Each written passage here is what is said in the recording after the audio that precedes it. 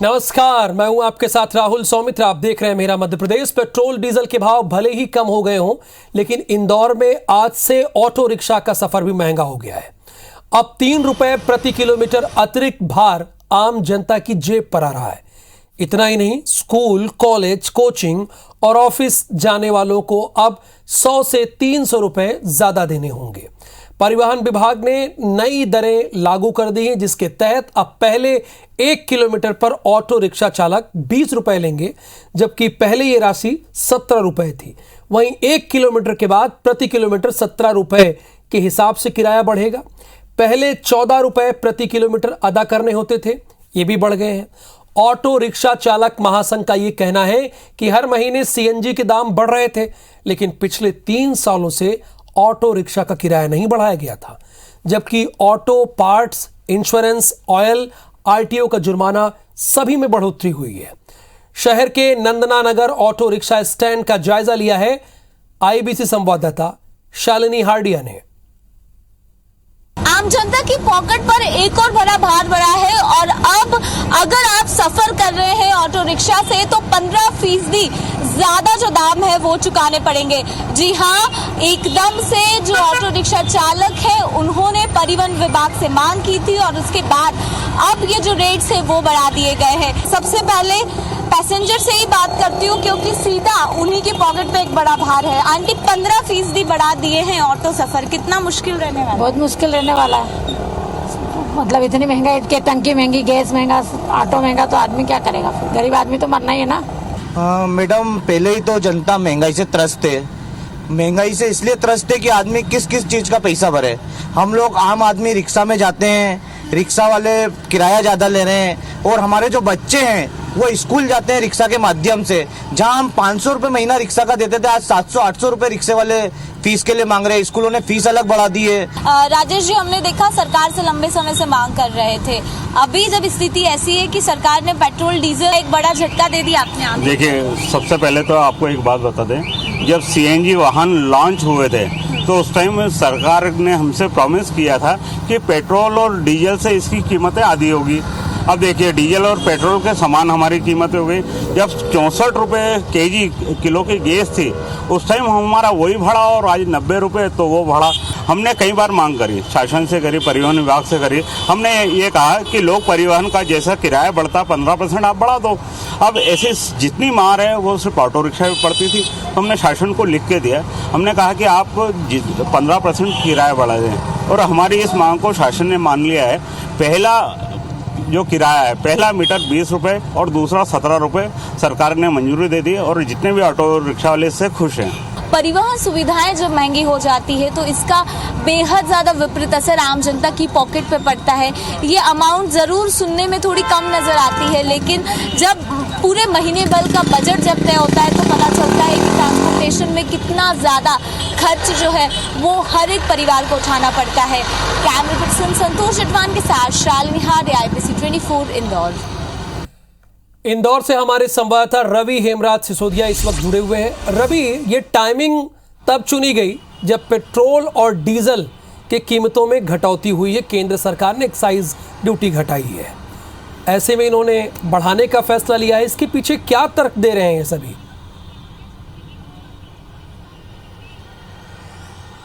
देखिए, जो ऑटो चालक संघ है वो हमेशा इसके पहले भी कई मरतबा अपनी ओर से स्ट्राइक कर चुका है। कई मरतबा शहर के जितने भी तकरीबन 23,000 से ज़्यादा जो ऑटो हैं यहाँ पर वो रजिस्टर्ड हैं, और धमकी दे चुका है कि यदि सीएनजी के दाम जिस तरीके से तेज़ी से बढ़ रहे हैं और ऑटो रिक्शा के किराए में वृद्धि नहीं की गई तो फिर हम हड़ताल पर जाएंगे और अनिश्चितकालीन हड़ताल पर जाएंगे। समय समय पर हड़ताल होती भी रही है, कोई आधे दिन की हड़ताल रही है, कहीं पूरे दिन की हड़ताल रही है। उसके बाद परिवहन विभाग से लंबे समय से ये मांग चल रही थी, और ऐसे में जब पेट्रोल डीजल के भाव कम हुए हैं तब इनके जो भाव हैं वो बढ़ गए हैं। यानी कि सीएनजी के भाव को बढ़ते हुए, क्योंकि 90 रुपए सीएनजी का जो दाम हो गया है, उसको लेकर लगातार ऑटो चालक जो एसोसिएशन वो मांग कर रहा था कि अब पहले अगर हम बात करें तो 17 रुपए प्रति किलोमीटर से ऑटो चलता था, जो कि अब 20 रुपए प्रति किलोमीटर हो गया। यानी कि 3 रुपए सीधे सीधे बढ़ गए हैं। और जो स्कूल संचालक, जो स्कूल जाने वाले बच्चे हैं या फिर रोजाना ऑफिस जाने वाले लोग हैं, उन्हें 100 रुपए से 300 रुपए तक किराया जो वृद्धि बुद्धि है वो देखने को मिल सकते हैं, यानी कि सीधा जो बजट गड़बड़ा सकता है लोगों के पॉकेट पे या बाहर सीधे तरीके से आ गया है। और अगर बात करें पेट्रोल और डीजल के समय पर सीएनजी के दाम बढ़ने की, तो ये लोग लगातार मांग कर रहे थे और ये भी धमकी दी थी कि यदि अगर ये मांग नहीं मानी गई तो फिर पेट्रोल डीजल के साथ साथ जो बढ़ोतरी हो रही है उतनी बढ़ोतरी के साथ साथ ये विरोध भी करेंगे और जितने भी प्राइवेट वाहन चल रहे हैं, परिवहन चल रहे हैं, उनके खिलाफ भी लामबंद होकर पूरे प्रदेश में एक साथ जो है हड़ताल करेंगे। तो कहीं ना कहीं इस हड़ताल के डर से भी परिवहन विभाग ने इनकी जो बढ़ोतरी को स्वीकार किया है। जी बहुत शुक्रिया रवि इस पूरी जानकारी के लिए आपका। खबरों में आगे बढ़ने का वक्त हो गया है। सतना के मैहर में तेज आंधी तूफान के बीच रोपवे खराब हो गया, जिसमें 40 श्रद्धालु फंस गए थे। करीब आधे घंटे तक श्रद्धालु रोपवे में ही फंसे रहे।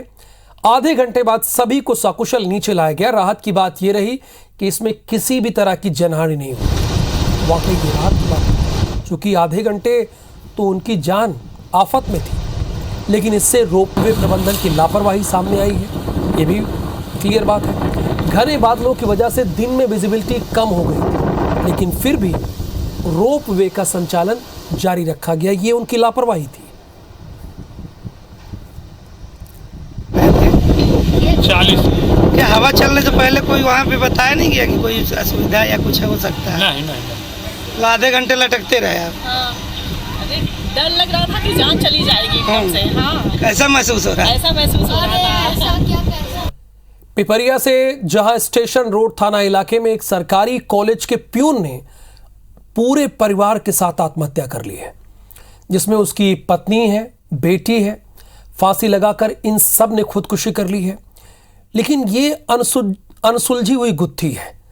वहां से एक सुसाइड नोट भी बरामद हुआ है। पुलिस के पास वो सुसाइड नोट है। अभी तक इसमें कोई खुलासा नहीं हुआ है।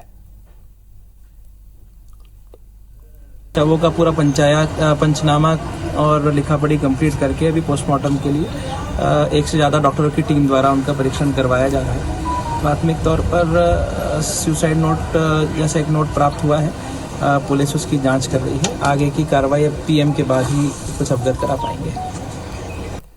सीहोर में आयशा इंडस्ट्री नाम की केमिकल फैक्ट्री में आग लगने से फैक्ट्री में काम कर रहे 2 मजदूरों की डेथ हो गई।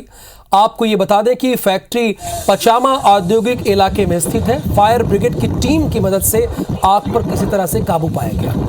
हादसे के बाद सीएम शिवराज ने ट्वीट करके परिजनों को 4-4 लाख रुपए की राहत राशि का ऐलान किया है और मजदूरों के निधन पर दुख भी जताया है। मध्य प्रदेश में कांग्रेस ने अगले चुनाव की तैयारी अभी से तेज कर दी है। सत्ता में वापसी के लिए अपने तेवर भी उन्होंने साफ कर दिए हैं। ताबड़तोड़ बैठकें हो रही हैं, विधायकों को जिम्मेदारियां दी जा रही हैं, बीजेपी सरकार के खिलाफ माहौल बनाया जा रहा है।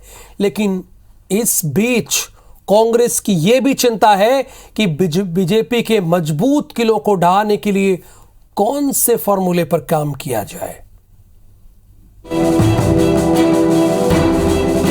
मध्य प्रदेश में 15 साल बाद 15 महीने के लिए सत्ता में रही कांग्रेस एक बार फिर सत्ता वापसी के लिए आतुर है। यही वजह है कि पार्टी इस बार प्लानिंग और रणनीति के मोर्चे पर कोई कसर छोड़ना नहीं चाहती। इसके लिए बैठकों का दौर जारी है। चिंता ये भी कि बीजेपी के मजबूत किलों को ढहाने के लिए आखिर कौन सा फॉर्मूला आजमाया जाए।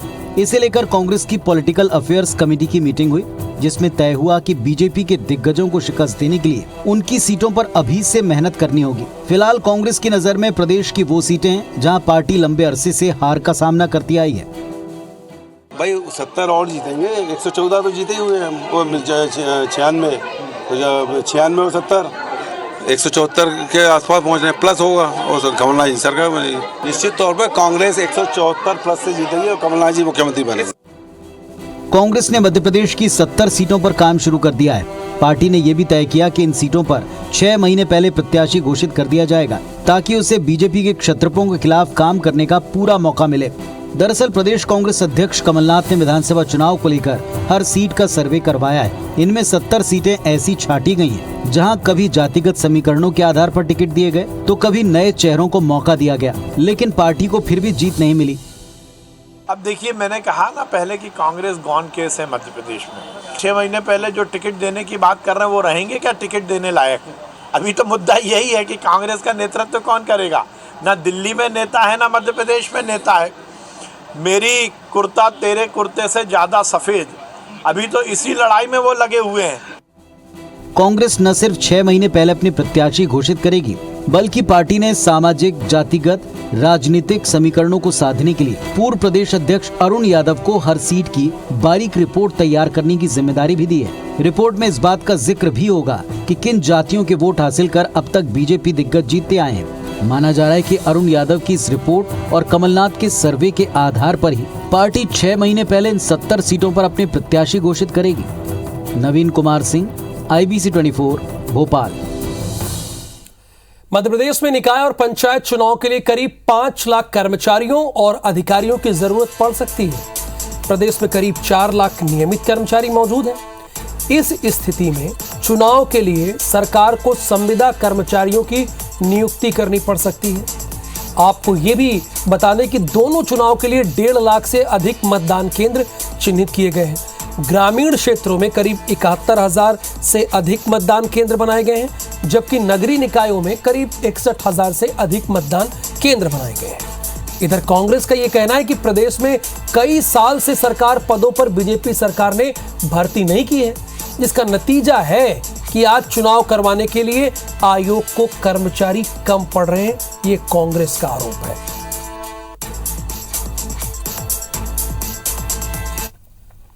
4.5 लाख कर्मचारियों की तो अभी भर्ती ही नहीं हुई है।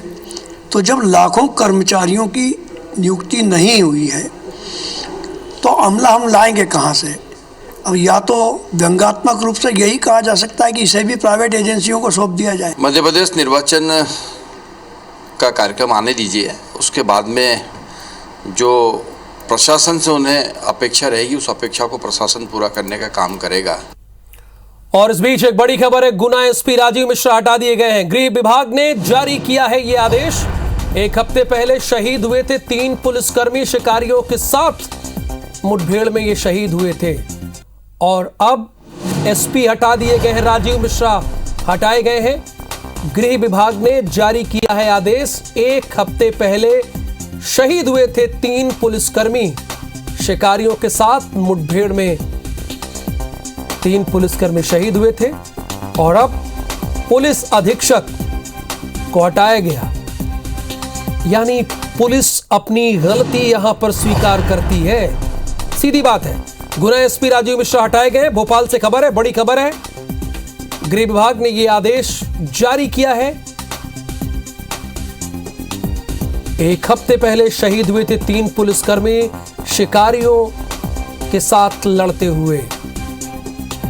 सतेंद्र भदौरिया इस वक्त हमारे साथ फोन लाइन पर हैं। गलती मान रही है, इस ट्रांसफर से यही निकलकर चीजें सामने आ रही है। सतेंद्र, देखिए राहुल, बिल्कुल सही बात है कि करीब 10 दिन बाद जो गुना के एसपी थे राजीव कुमार मिश्रा, उन पर भी गाज गिर गई। इससे पहले जो आईजी रेंज थे, ग्वालियर रेंज के जो आईजी थे अनिल कुमार मिश्रा, उनको हटाया गया था हादसे के बाद। लेकिन आज करीब 10 दिन बाद एसपी जो गुना के हैं उन पर भी गाज गिर गई और उनको हटाकर PHQ पुलिस मुख्यालय में अटैच कर दिया गया। गृह विभाग ने इस संबंध के आदेश जारी कर दिए हैं। बता दें कि गृह विभाग ने इससे पहले 2 आदेश जारी किए थे। पहले आदेश में उनको गोलमोल जवाब देते हुए, गोलमोल आदेश पर लिखते हुए उनको PHQ में अतिरिक्त प्रभार दिया गया था। लेकिन जब गृह विभाग ने गलती पकड़ी तो दूसरा आदेश उनका नवीन पदस्थापना का जारी किया और उनको पुलिस मुख्यालय में AIG बनाया गया। पुलिस मुख्यालय में उनको अटैच करते हुए, उनको पुलिस मुख्यालय में AIG बनाते हुए उनको नवीन पदस्थापना दी गई है। अब गुना के नए एसपी कौन होंगे, फिलहाल इस पर संशय बना हुआ है, लेकिन अभी तक गृह विभाग ने गुना जिले के नए एसपी का आदेश जारी नहीं किया है। जी राहुल। सतेंद्र, आईजी के बाद एसपी का विकेट गिर गया है। बहुत शुक्रिया इस पूरी जानकारी के लिए। फिलहाल आपका, एक हफ्ते पहले शहीद हुए थे 3 पुलिसकर्मी और उसी मामले में कहा जा रहा है कि इन्हें हटाया गया होगा। और अब देख लेते हैं बिग न्यूज। जापान दौरे के दौरान प्रधानमंत्री मोदी भारतीय समुदाय को संबोधित किया। उन्होंने कहा कि जब भी मैं जापान आता हूं तो मैं देखता हूं कि आपकी स्नेह वर्षा हर बार बढ़ती जाती है। आप में से कई साथी अनेक वर्षों से यहां बसे हुए हैं। जापान की भाषा, वेशभूषा, संस्कृति और खान पान एक प्रकार से आपके जीवन का भी हिस्सा बन गया है। ज्ञानवापी विवाद पर आज सर्वे रिपोर्ट पेश की गई। दोनों पक्षों ने बारी बारी से अपनी बातों को रखा है।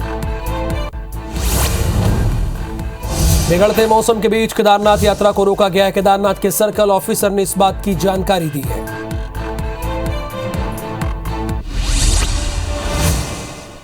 खबर सतना से है। पेड़ के नीचे दबकर 3 लोगों की जान चली गई। तेज आंधी के चलते पेड़ गिरा था। 2 अलग अलग जगहों पर पेड़ गिरा था। इस हादसे में 3 लोगों की मौत हुई है, 4 घायल हैं। पहली घटना अमरपाटन के ताला में हुई है, जबकि दूसरी घटना कोतवाली थाना क्षेत्र में हुई है। इसकी तस्वीरें आप देख रहे हैं। मृदुल, पूरी जानकारी दर्शकों को दीजिए।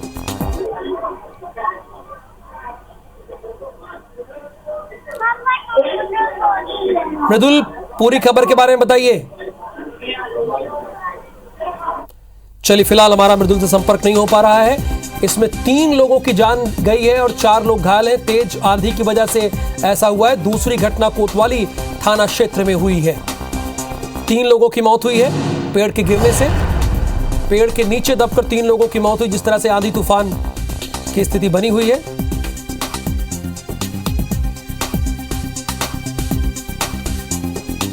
हादसे में 3 की मौत हुई है, 4 लोग जख्मी हुए हैं। 3 लोगों की मौत हुई है। सतना से खबर है।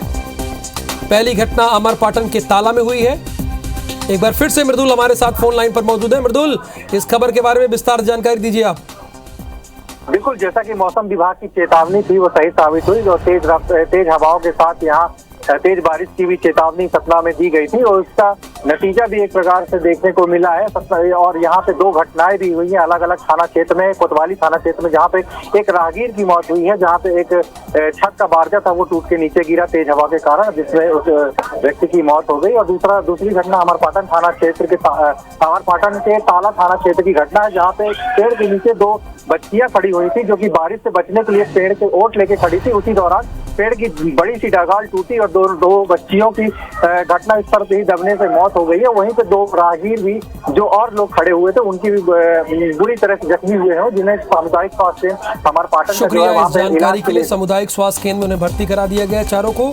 ये हमारे संवाददाता मृदुल पांडे ने ये जानकारी दी है। आगे बढ़ेंगे खबरों में। पन्ना में बाघ पुनर्स्थापना योजना लागू होने के बाद लगातार बाघों का कुनबा बढ़ रहा है। पन्ना टाइगर रिजर्व के कोर एरिया से एक्सक्लूसिव वीडियो IBC 24 आपको दिखा रहा है, जो आप अभी देख पा रहे हैं, जिसमें बाघिन P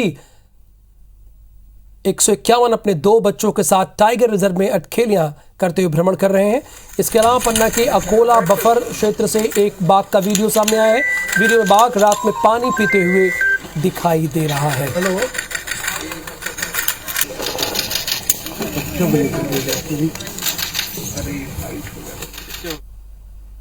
और इस खबर के साथ इस बुलेटिन में फिलहाल के लिए इतना ही। आगे देखिए हमर बानी हमर गोट राहुल सिन्हा और अमृता के साथ।